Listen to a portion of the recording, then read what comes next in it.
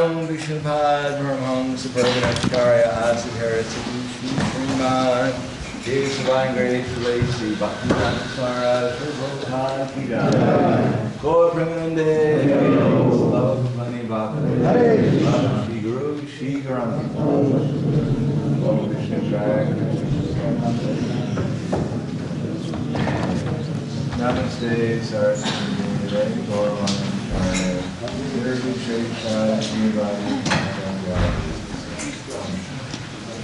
Omagana Dhamandasya Garanjana Salakaya Chaksur Militam Yena Tasmai Shri Guruve Namaha Shri Chaitanya Rovishtam Stapitam Yena Bhutale Swayam Rupa Kadamaya Vidati Swapadantikam Vandeham Shri Guru Shri Pada Kamalam Shri Guru Vaishnavam Scha Shri Rupam Sarudatam Sahagana Raghunatam Vitam Tam Sajivam Sadvaitam Savadutam Purajana Saitam Krishna Chaitanya Devam Shri Radha Krishna Padam Sahagana Lalita Shri Visakan Vitamscha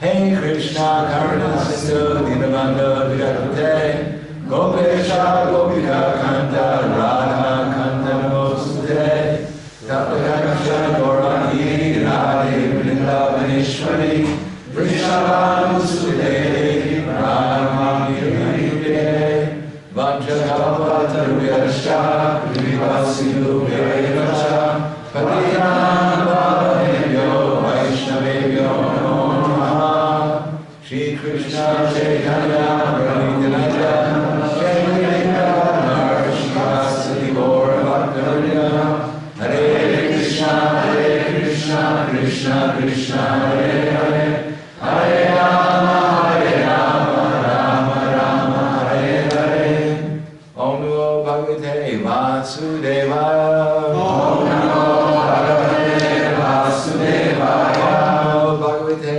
Vasudevaya Om Namo Bhagavate Vasudevaya Om Namo Bhagavate Vasudevaya Om Namo Bhagavate Vasudevaya. So I'm going to read from the Bhagavad Gita as it is, chapter 2, contents of the Gita summarized, text number 56.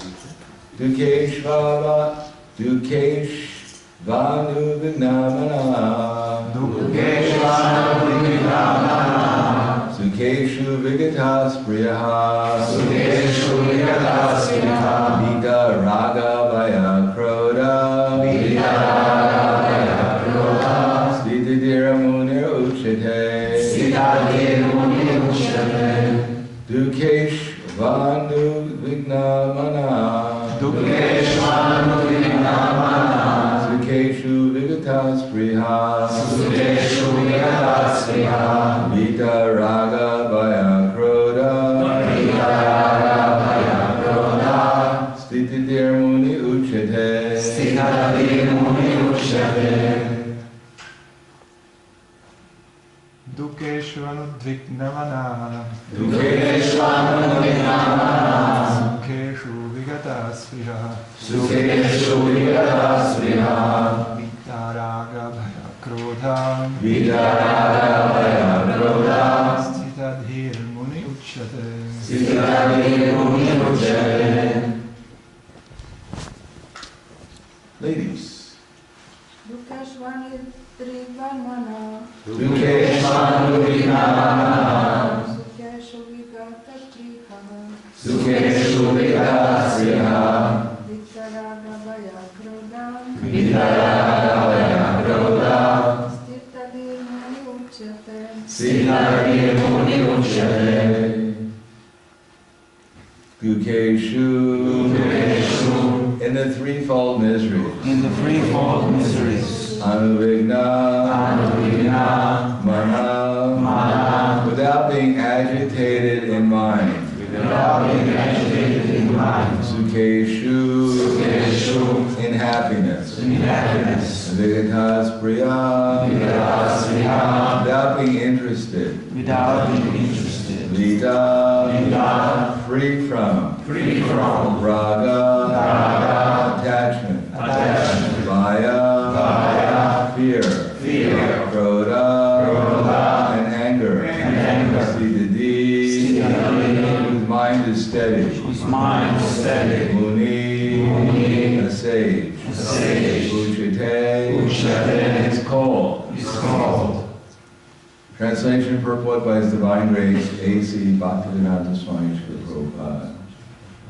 One who is not disturbed in mind, even amidst the threefold miseries, or elated when there is happiness, and is free from attachment, fear, and anger, is called a sage of steady mind.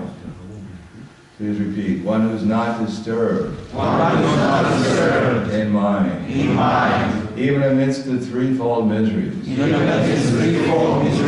or elated when there is happiness, and who is free from attachment, fear and anger, is called a sage of steady mind. Purport. The word muni means one who can agitate his mind in various ways for mental speculation, without coming to a factual conclusion. It is said that every muni has a different angle of vision. Unless a muni differs from other munis, he cannot be called a muni in the strict sense of the term. Nasavarishir yasya matam nabina Mahabharata Vanaparva 313, chapter 313, text 117. But a Sthitithira Muni, as mentioned herein by the Lord, is different from an ordinary Muni. The Sthitithira Muni is always in Krishna consciousness, for he has exhausted all his business of creative speculation. He is called a Prasanta Nishesha Mano Ran Ratantara, Strotra Ratna 43. For one who has surpassed the stage of mental speculation, has come to the conclusion that Lord Sri Krishna or Vasudeva is everything. Vasudeva Sarvamiti Saramahatma Sadurlabha. He is called a Muni fixed in mind. Such a fully Krishna conscious person is not at all disturbed by the onslaughts of the threefold miseries, for he accepts all miseries as the mercy of the Lord, thinking himself only worthy of more trouble due to his past misdeeds. And he sees that his miseries, by the grace of the Lord, are minimized to the lowest. Similarly, when he is happy, he gives credit to the Lord, thinking himself unworthy of the happiness. He realizes that is due only to the Lord's grace, that he is in such a comfortable condition and able to render better service to the Lord. And to the service of the Lord, he is always daring and active, and is not influenced by attachment or aversion. Attachment means accepting things for one's own sense gratification, and detachment is the absence of such sensual attachment. But one fixed in Krishna consciousness has neither attachment nor detachment, because his life is dedicated in the service of the Lord. Consequently, he is not at all angry, even when his attempts are unsuccessful. Success or no success, a Krishna conscious person is always steady in his determination. So the text again, Dukesh Vanu Vinamana Sukeshu Vigatas Priya Vitaraga Vaya Krodha Sthitithira Muni Uchite. One who is not disturbed in mind, even amidst the threefold miseries, or elated when there is happiness, free from attachment, fear, and anger, is called a sage of steady mind. Namo Vishnu Padaya Krishna Prasthaya Bhutale Srimate Bhaktivedanta Swami Namane Namaste Saraswatam Deve Gauravani Pracharane Nirvishesha Srimati Paskatya Deshikarane. So I'm happy to be here again in Zagreb. I have been here for a little while. I went to a few places after I left here. America, South America, Australia, New Zealand, Hong Kong, India, and a few other places.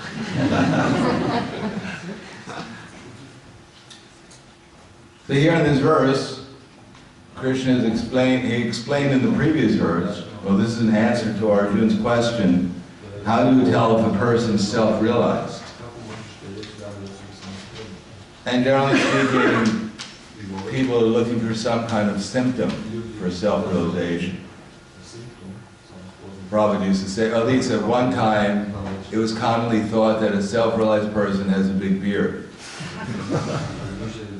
And he has to have a flower.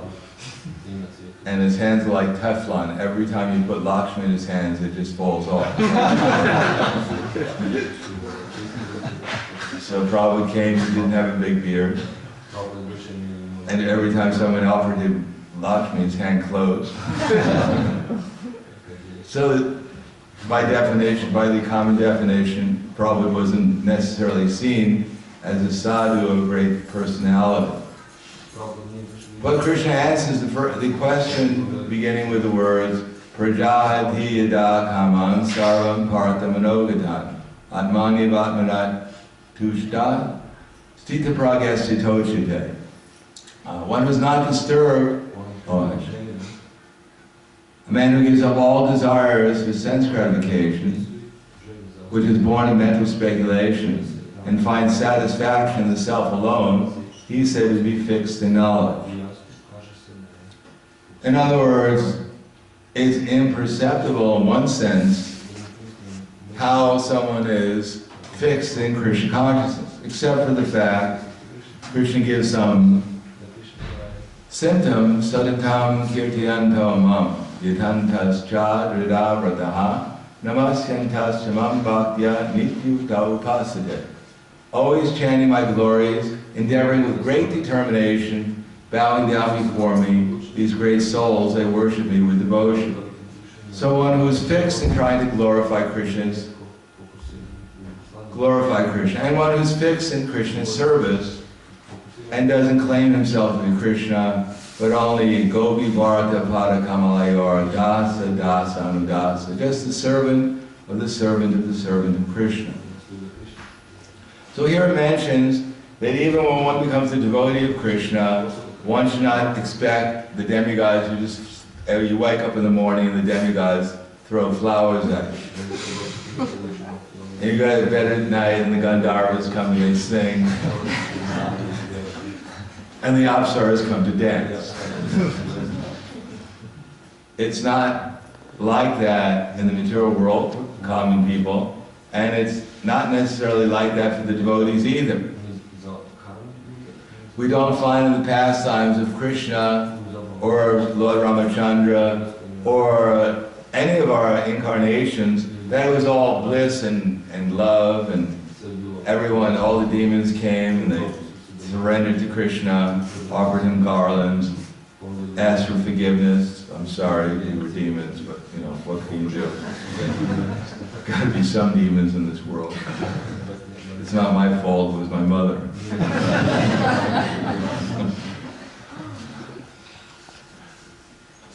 No, actually, in Krishna's pastimes, there's so much suffering. As Prabhupada writes in the Nectar of Devotion, we have Hanuman situated in Kimpurusha, in this material world, every day hearing the pastimes of Krishna. But what are those pastimes of Lord Ramachandra?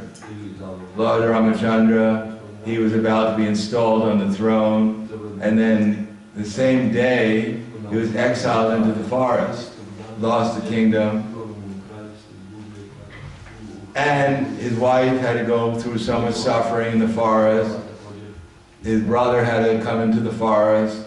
Finally, the suffering was about to end, and Sita got kidnapped. She was held in the garden, and practically the Rakshashis were torturing her for 1 year. Lord Ramachandra was searching everywhere. He had to go through the forest and meet so many demons. Finally, they built a bridge across the Lanka, killed millions of rakshasas, millions of monkeys and bears were killed. And then finally they rescued Sita, and then they asked her to enter into a fire. She gets out of the fire, she goes back to the kingdom, and then Lord Ramachandra banishes her, although she's pregnant. Finally, after some thousands of years, Lord Ramachandra agrees that Sita should come back, and she goes into the earth. Not a very happy story, in one sense, but Hanuman's reciting the story every day. Doesn't mean that Hanuman likes statistical stories. He likes to hear about suffering. No, actually it's all, everything about Lord Ramachandra's pastimes are the nature of bliss, because Lord Ramachandra is the nature of bliss himself. And therefore anything that concentrates one's mind upon Lord Ramachandra simply produces bliss. Pure transcendental love and pleasure. But for an ordinary person who is situated in the material world without Lord Ramachandra, without his association, or the association of Krishna, or the association of the different incarnations, then it all seems very lamentable. Lord Chaitanya Mahaprabhu spent his whole life, practically the last half of his life, especially his 18 years in Jagannath Puri, simply lamenting. Just like Madhavendra Puri was passing from his body at the end of his life, simply lamenting, oh, I was in Mathura, but I cannot get Krishna there. What should I do? Please tell me, Krishna. Just lamenting.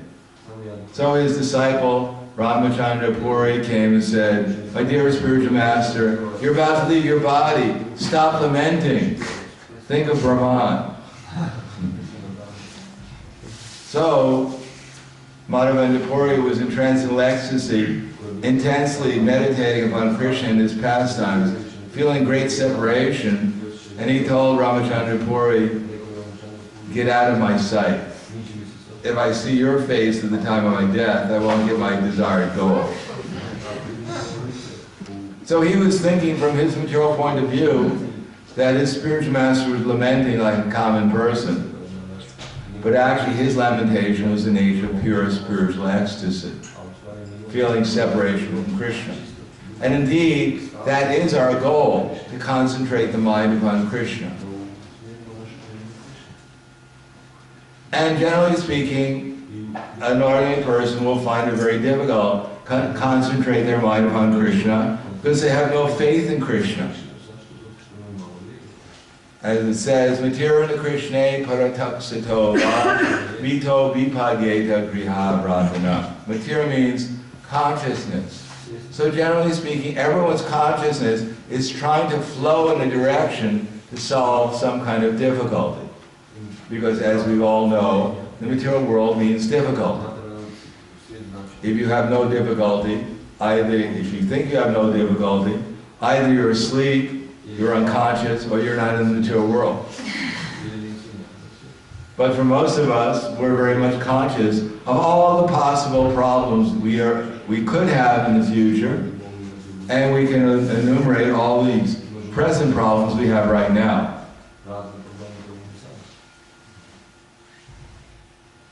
And there is no end to the problem, and there's no end to people's trying in some way or another to trying to solve them. Whether we realize it or not, we've been here since time immemorial, which is a long time. And we've been simply trying to solve our problems. And guess what?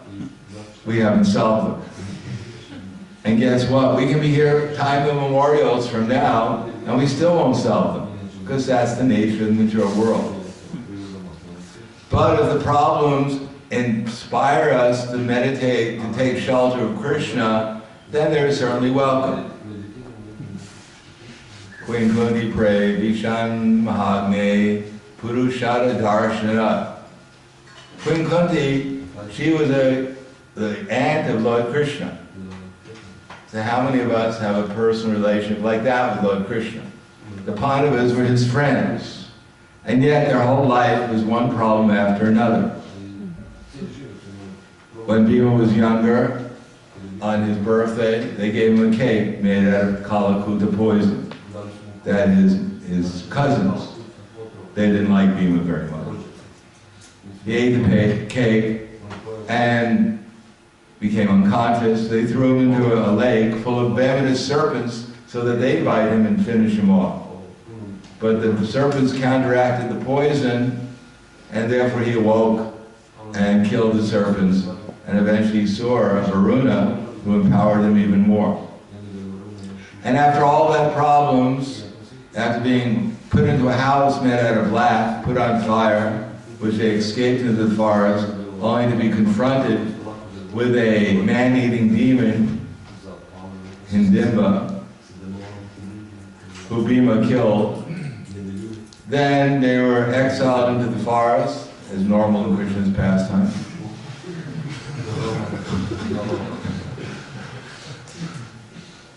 If you're not exiled somewhere, you're not in Krishna's pastime. And after so many years in the forest, finally they came back and Ashwatthama was throwing brahmastras, everyone was trying to kill them. Just because, as we heard from one devotee, just because you feel that everyone, well, you'd get a little paranoid if you were there. In any case, after that, after the Ashwatthama throws his brahmastras, etc., there was no end to their problem. But the Queen couldn't lament, you know, when are we going to get a little peace of mind? I need a vacation, this is too much. No, she said, Vipadak Shanti Takshasva Tatra Tatra Jagat Guru Bhavata Darshanam Yasya Apana Bhavadarshana. She was praying, please, I want to see calamities again and again. Because when there's calamities, we naturally focus our consciousness upon you. And because we're taking shelter of you in desperation, in hopelessness, helplessness, therefore there will be no more seeing of repeated birth and death. And then she says, rather something extraordinary, that Janmaishvarya Shruta Shivir Edamana Padakpaman Naivahat Yavadatunvai Twama Kinchana Gochara. That anyone who becomes interested in acquiring a better material situation, such as in this material world, Janma. Janma means high birth. But in this Kali Yuga, no one has good birth. Good birth means somehow or another artificially get some position or be born, have some money. But somehow or another get some status, Aishvarya, some so-called wealth. People don't even know what wealth is, but somehow or another get the idea of wealth. Shruta, some material learning, so you can convince people that black is actually white and white is actually black. And Stribi, somehow or another cover yourself over with so much makeup and other things that actually people think you're beautiful. So somehow or another, everyone's trying to get some material opulence, some material power, position, status. And they think by material education, this and that, then wealth, I'll actually become peaceful and satisfied. But actually the very desire to get these things, the striving for them, is a sign of madness, according to her. Because we're already intoxicated by this material identification. By this bodily identification, we're dreaming that we're somehow or another part of this material world, and there's some wonderful drama going on, and that I'm the hero, the heroine in some kind of wonderful pastime that's being enacted by my divine potency. So as I said before, certainly we're all avatars. We're all Muda avatars. We're all fool avatars, enacting some foolish pastime in the material world, thinking it's something divine and wonderful, and it should go down in history, and everyone's from time immemorial, from now until time immemorial, should simply sing about the full avatar's pastimes. So that's called illusion, to think we're this body, and then to try to create some kind of wonderful pastime in this body, to increase it, our name, fame, quality, pastimes. That's called mada, or madness. And anyone who is in such a mad state, they can't chant the holy names of the Lord with feeling. They can't chant to Krishna trying to take shelter of Him, because they think this illusory body and our illusory activities will actually give us some shelter. And therefore, they're intoxicated by material so-called prosperity. But if one is put into a position where one has to rely upon Krishna, depend upon Krishna, one feels helpless and hopeless, then that is a very auspicious opportunity. After all, we may try very hard to keep our body healthy and strong, but we have to remember that at the time of death, no one dies healthy. We can't say this person's life was successful because he died, but he died, he was healthy.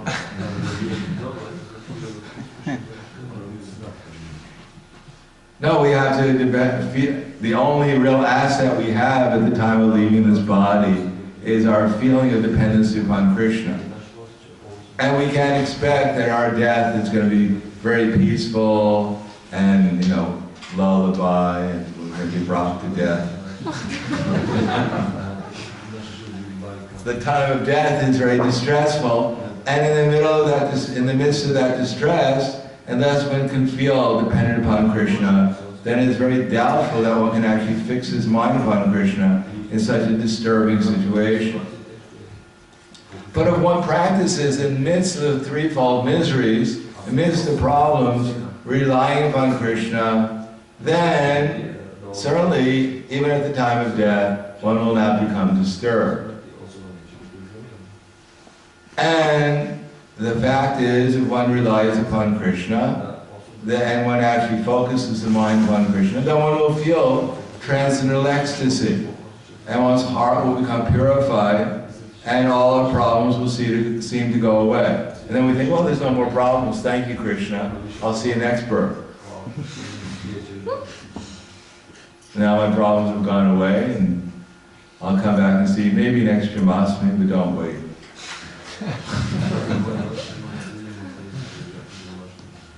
Now, generally speaking, we're so much disturbed by our material problems that we approach Krishna, please Krishna, solve my problems. I have these things I need, and I need, as it says, idam madhya maya labham, idam maya manoratham, idam asti api me bhavishati prardhanam, aso maya tapshatro hanishe chaparanapi, ishvaraham aham bhogi siraham balavan sukhi, adyo bijanavanasmi konyosti sadrisho maya, yakshe dashami modisha ityagana vimodisha. So for those who don't know Sanskrit, I'll translate.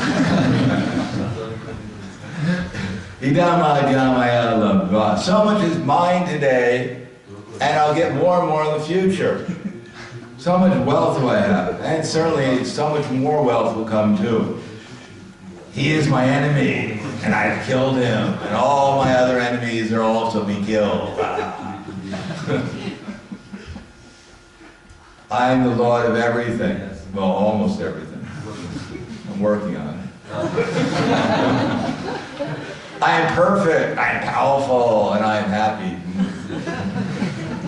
I'm surrounded by rich and aristocratic relatives. I'll perform some sacrifice. I'll give some charity. And according to Purnachandra Maharaj in our Acharya's translation, and I'll go to the heavenly planets and kiss an apsara there. In this way, one is deluded by ignorance. So this is the general tendency in the material world, is to have all these different emotions, happiness, and usually distress, and a combination of both. And at the time of death, when our mind is completely bewildered by our material circumstances, one has to be able to take shelter of Krishna. It doesn't mean that one has to practice trying to control every single detail of one's life to make sure that nothing goes wrong. Like Howard Hughes. You know Howard Hughes? You've heard of him? Yes. He was the wealthiest person in the world at one time. He was worth $16 billion, which now would probably be around $160 billion. Of course, he was worried. He was worried that he might die. After all, if we died, you know, we may have $1,600. There's not much to lose. Just enough to buy some wood to burn our body. But he had $16 billion and he was worried about losing it. So he put himself in a room because he had heard, according to the scientists, that people die because the germs get them. You walk down the street and someone sneezes and some vicious germs, there he is, the next victim.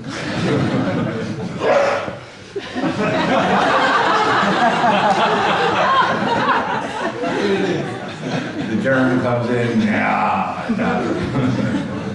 So he thought like that, so he put himself in a room which is hermetically sealed.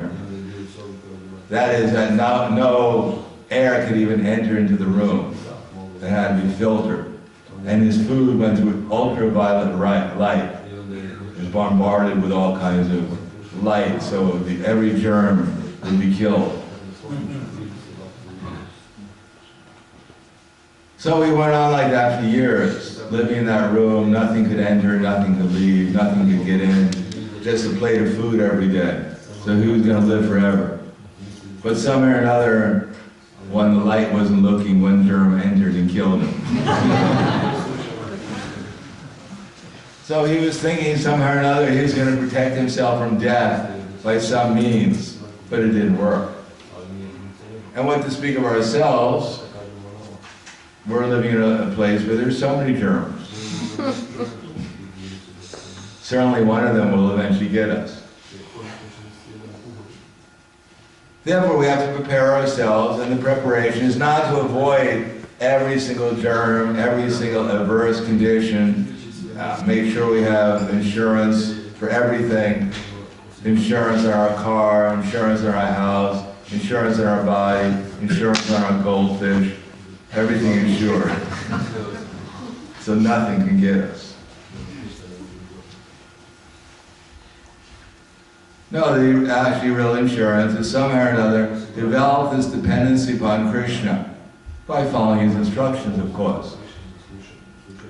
And Prabhupada used to praise, out of all the different things that his disciples were doing, he emphasized the most that in spite of all the conditions, the difficulties that the devotees were going through, somehow or another they continued to chant Hare Krishna, follow the principles of devotional service, follow the sadhana, and with enthusiasm they go and preach, tell others about Krishna, tell others about this wonderful process, so that others can be preparing themselves also for the eventuality of leaving their bodies.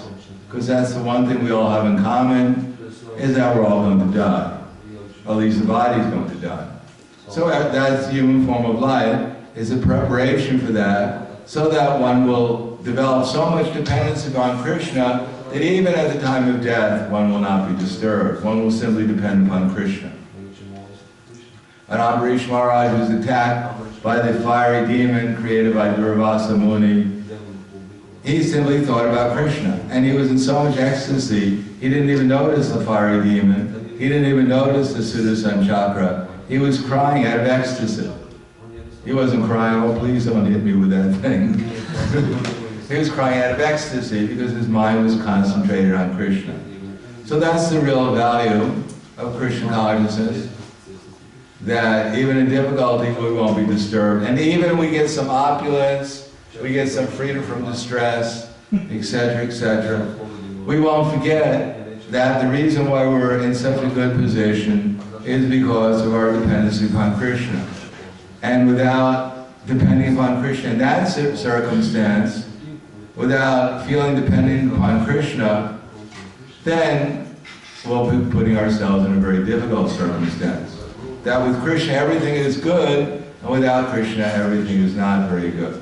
So when things are bad, it's good if there's Krishna is there. And if things are good, and it's bad if Krishna is not there. As Purdumya said, if I'm put into an ocean of nectar, but it's not pleasing to Krishna, it'll be just like an ocean of poison. And if I'm put into an ocean of poison, but Krishna is pleased, then it'll seem like an ocean of nectar. So the real point is somehow or another, depending upon Krishna, and that's the art of devotional service. So, I'll stop there and thank you. Any questions?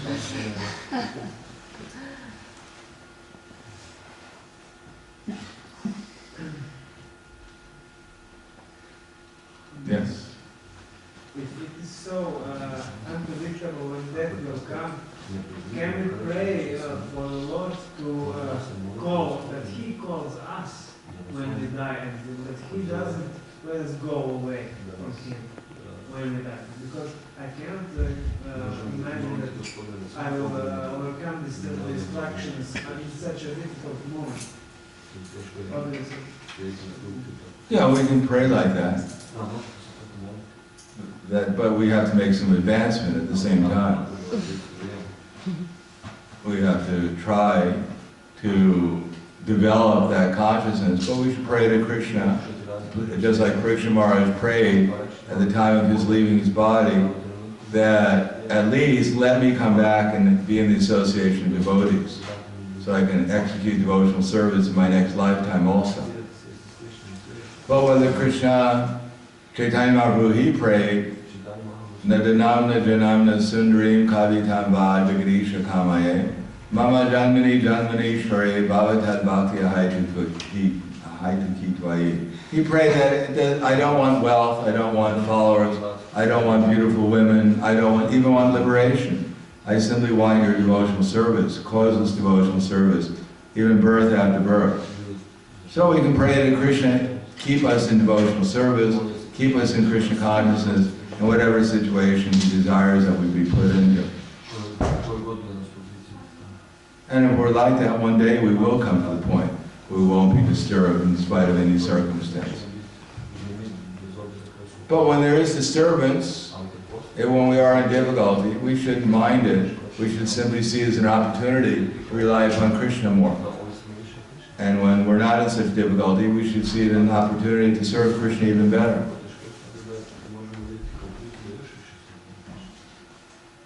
Prabhupada used to use the example that an expert businessman, when the market is very low, when the market is very high, he sells all his stock, knowing it's going to crash soon anyhow. And when it crashes, then he buys everything. So whether the market goes up or goes down, he makes a profit. So we have to be like that in the material world also. Anything else? Yes. Regarding this verse, how to understand when some advanced devotee is disturbed in the mind, and it's not related to service of Krishna or related to Krishna consciousness? Well, and just another question regarding this: on which level one is not disturbed anymore in the mind, like on the level of bhava or raga, I mean, on the level of sakti or bhava or even higher, or which level one is not anymore distracted or disturbed in the mind? Well, the answer to the first question, they asked Prabhupada, why are so many advanced devotees falling down? And Prabhupada said an advanced devotee doesn't fall down. So if you fall down, you're probably not such an advanced devotee. Unless you're someone like Bharat Maharaj, which happens once every so few 100 billion lives of Brahma. Quite a rare occasion, just for some instruction for us. But what stage? I think when we can get to the state of Nishta, we'll be doing pretty good. Because one is actually the state of Nishta, one is on the liberated platform, beyond angry and lamentation. So even if those things appear in the mind, one is not affected by them. Of course, on the higher platforms, there's even less and less even possibility of being affected. But if we can get to the platform of Nishta, Brahma Bhuta platform, then we're pretty safe.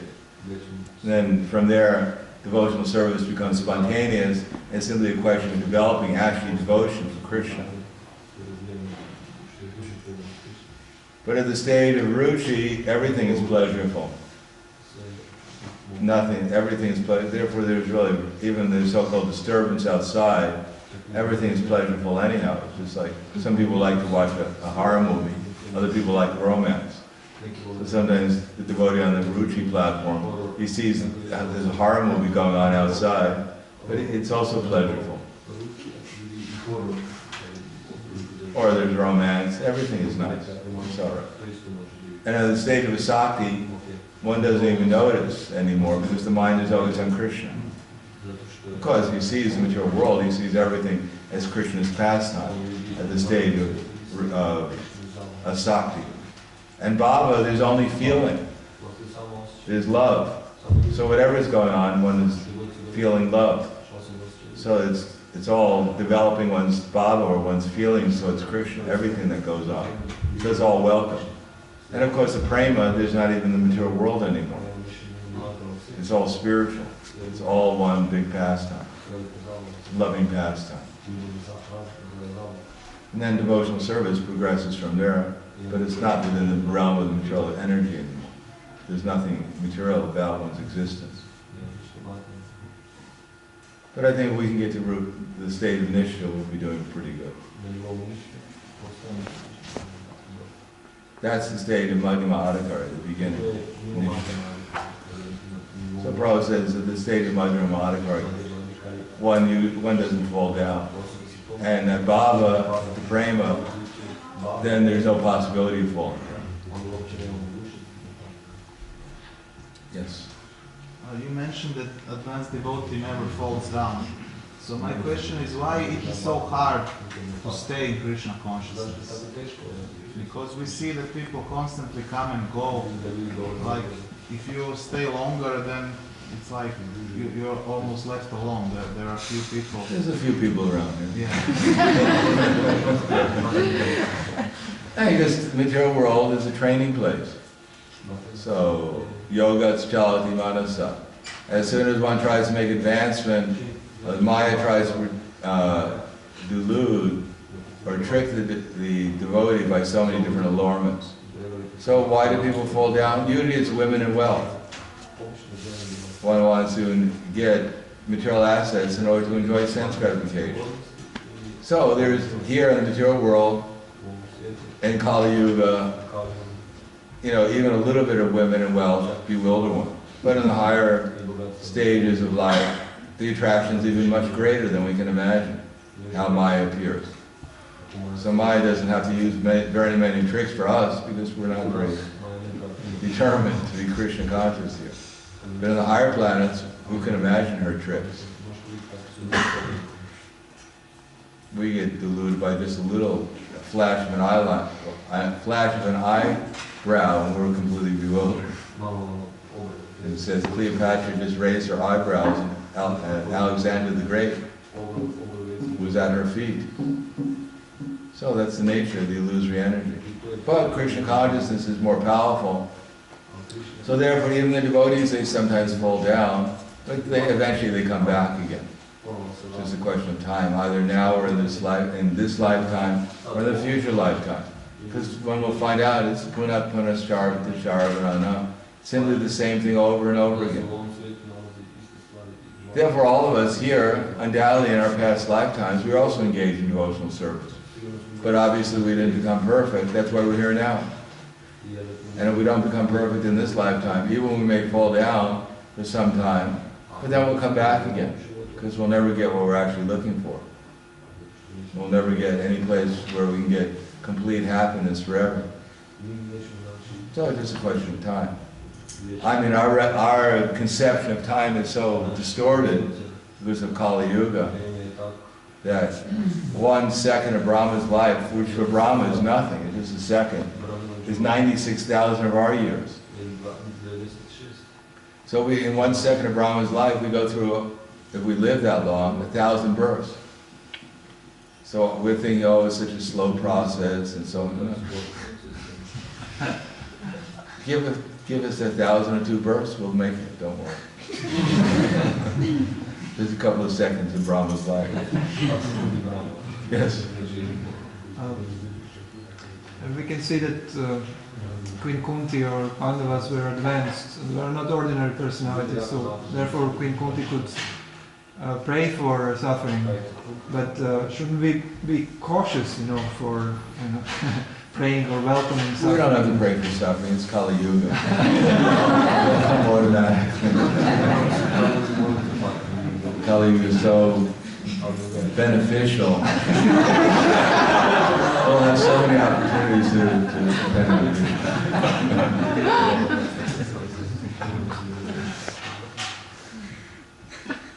Yes.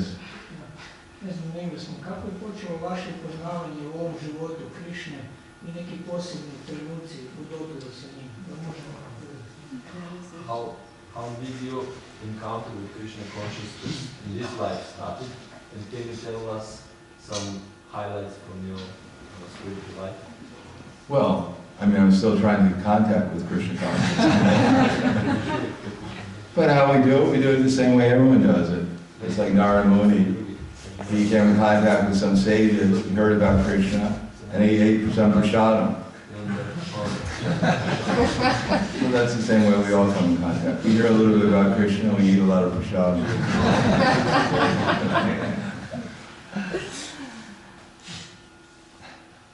I can tell you some of the feasts I had.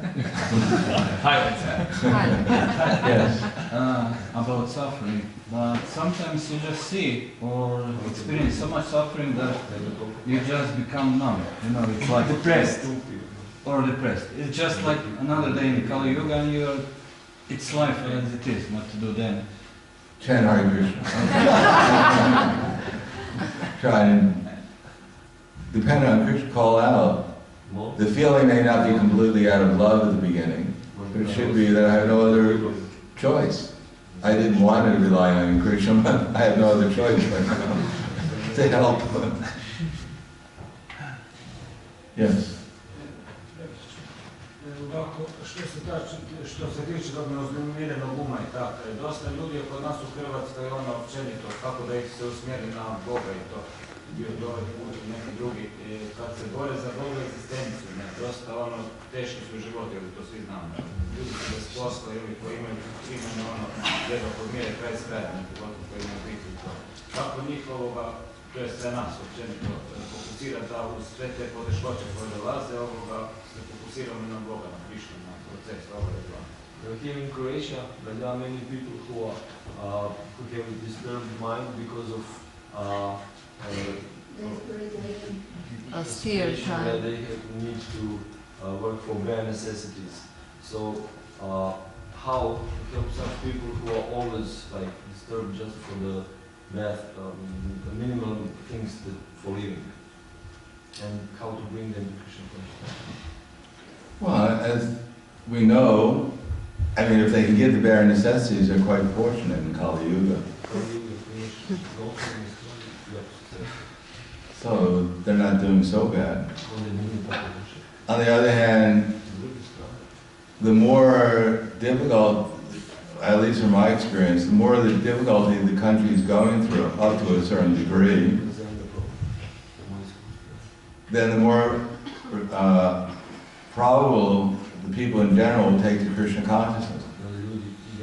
Just like where we have our greatest success is in places like the Ukraine, Russia, India, where they're all struggling because they don't have so many distractions. They all don't ride around in fancy cars. Of course, in most of Russia and Ukraine, of course nowadays everyone has, the only thing they have is a mobile phone. Everyone has that. Even people who are born with mobile phones. That's all they have though, is a mobile phone. And in India now they have a shack and a television set. But in places where people are not distracted by material affluence, is a place where they're much more likely to take to Krishna consciousness and less likely to be distracted by other things and feel some dependency upon Krishna. Just like when I introduced Maharaj myself, we first went to Poland in the 90s. When I was there, when Indradyumna Maharaj was there in the 90s, the early 90s, we just set up a little program and 50, at least my traveling program, we just put up a poster and 50, 100 people would come, and he had his program like 200-300 people would come, just by putting up a poster. And once modern society kicked in, and mobile phones, and cars, and buildings, and TVs, and internet, now you have to, advertise in television for 3 weeks to get 100 people. Because they're too busy working hard to pay off all these things.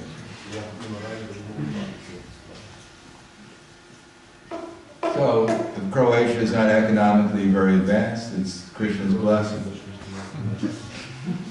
giving them some opportunity to not be so distracted.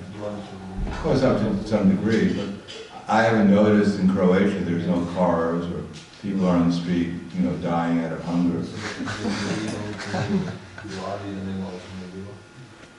Generally speaking, people have enough at least. But hopefully they're not so distracted. All right, thank you very much. Gandharaj, Srimad Bhagavad Gita, Ki Jai. Prabhupada, Ki Jai. Gaur Premanande.